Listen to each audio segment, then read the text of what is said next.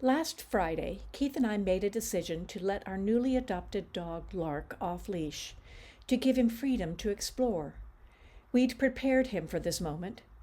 For 10 days, I walked him on leash to familiarize him with the boundaries of our property, the sights, sounds, and most importantly, the scents. Down the driveway to the turnaround, down the road to our 2 closest neighbors, up the meadow path, around the house, and the woods trail behind. Keith taught him commands: sit, wait, down, off, come, rewarded by training treats and reinforced by me. The relationship between dogs and humans is similar to that between humans and God. To dogs, humans are like gods, fonts of wisdom and guidance, providers of the essentials of life: food, shelter, affection.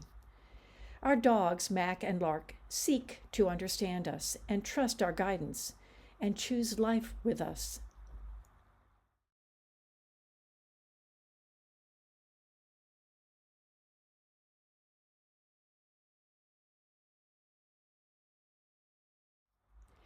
Proverbs 3, verses 5 to 6, advises us to seek God's wisdom rather than rely on our own free will. As with our dogs who want to understand us, we are to have confidence in God, submit to Him, and obey Him in every aspect of our lives. The payoff for seeking His counsel? He promises to guide our paths and lead us in the right direction. We seek His wisdom through prayer and Scripture. Before making decisions, I've found conversations with God to be far more helpful than my thoughts alone. Relying on God calms my anxious monkey mind and helps me see my to-do lists for what they usually are: my will, not His.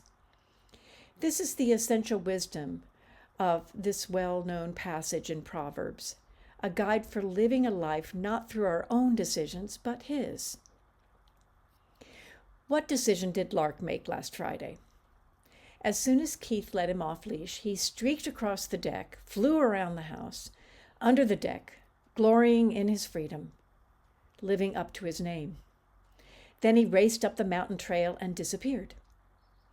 But when Keith whistled and called, Lark came back quickly, panting and smiling in delight.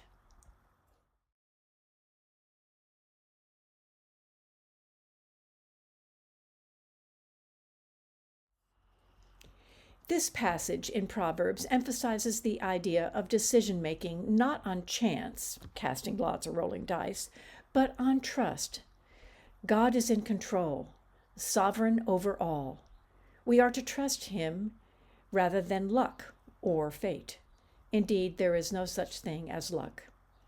Trusting His guidance is especially important during times of uncertainty, when we cannot see the outcome. How often in Scripture do we read of people such as Moses who questioned God's direction? Really, Lord, you want me to do this? God's purpose is often mysterious. All the more reason to trust His authority, as Lark trusted Keith. Instead of leashing Lark, Keith encouraged him to explore more of his surroundings. Lark cocked his head, then hopped down the deck stairs, sniffed his way through the meadow, trotted down the driveway. We alerted our closest neighbor that they might see Lark, that he was learning the on-leash, off-leash process.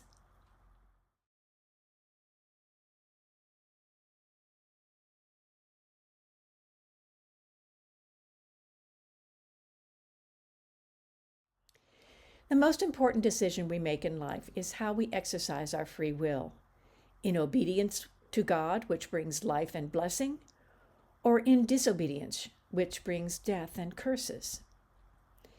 In The Confused World of Modern Atheism, Rabbi Moshe Averik writes, I would suggest that it is the responsibility of each individual to invest the time, effort, and energy necessary to discover the truth about the meaning, purpose, and direction of his or her own existence.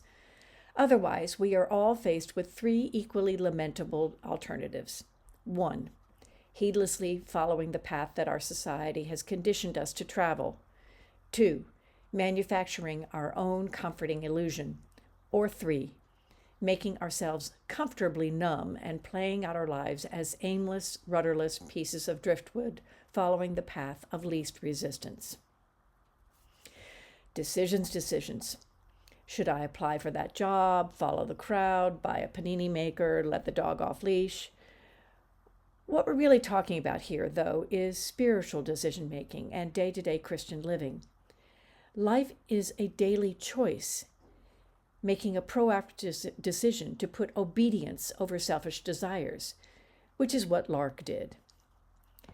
Although he could have explored further and longer, even chosen to run away or become feral, Lark came home.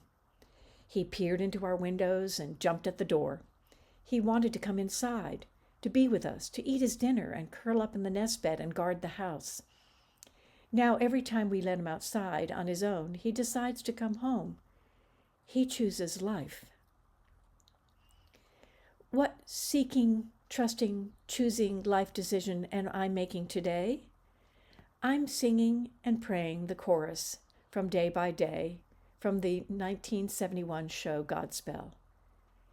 Day by day, O dear Lord, 3 things I pray. To see thee more clearly, love thee more dearly, follow thee more nearly, day by day. Though this song is mysterious to Lark, the seeking clearly, trusting dearly, and choosing nearly decisions are his heart's desire and mine.